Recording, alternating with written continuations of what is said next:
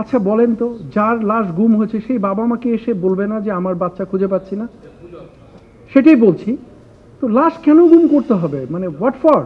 কার লাশ গুম করবে? এই ছোট বাচ্চাদের লাশ? আমাকে বললে আমি করব, আপনি করবেন? আর কেন লাশ গুম করব? ওখানে বাচ্চাদের অবস্থা এমন ছিল, কুণ্ডলি পেকে গেছে, গায়ে আগুন লাগার পরে একটা বাচ্চা আমি দেখলাম দৌড়াচ্ছে, এবং একটা ছোট বাচ্চা, আমারও একটা ছোট বাচ্চা আছে। ওই মুহূর্তে শুধু আমার নিজের বাচ্চার কথাই মনে পড়ছিল, এবং আমি দৃঢ়ভাবে বিশ্বাস করি আমাদের সবার অনুভূতি একই রকম ছিল। ওখানে মাইলস্টোনের পাশে আমাদের আর্মি ক্যাম্প ছিল, খুব কাছে, এবং আমরাই প্রথম মাইলস্টোন ইনসিডেন্টের পরে সর্বপ্রথম আমরা ওখানে যাই।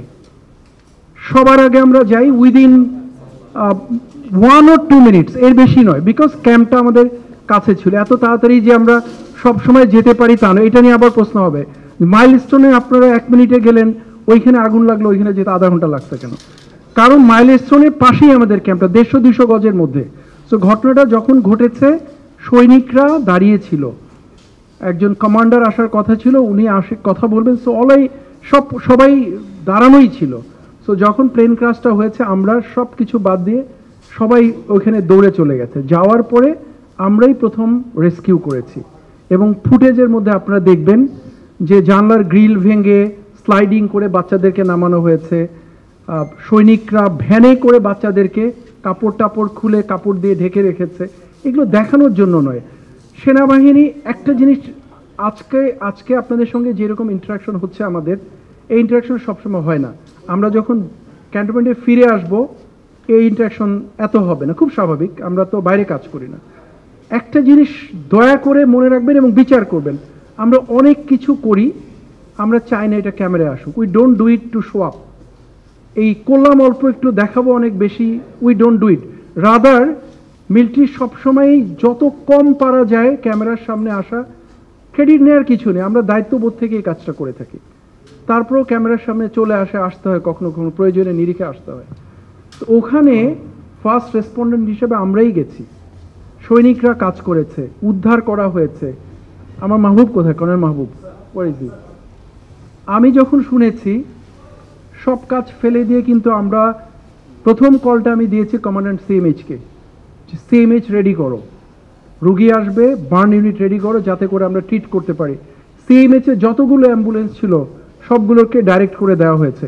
ওখানে যিনি কমান্ডার ছিলেন, artillery brigade commander, 680 brigadier Rafiq, তার সাথে আমার কন্টিনিউয়াস, আমি দেখলাম যে কমান্ডার হাঁপাচ্ছে। রফিক কি হয়েছে? স্যার ইয়েতে যাচ্ছে মাইলস্টোনে, একটা brigadier, he just running to save this kids. আমি শুনতে পাচ্ছি হাঁপাচ্ছে আর দৌড়াচ্ছে। স্যার প্লেন ক্র্যাশ করেছে, ওই প্রথম আমাকে রিং করেছে।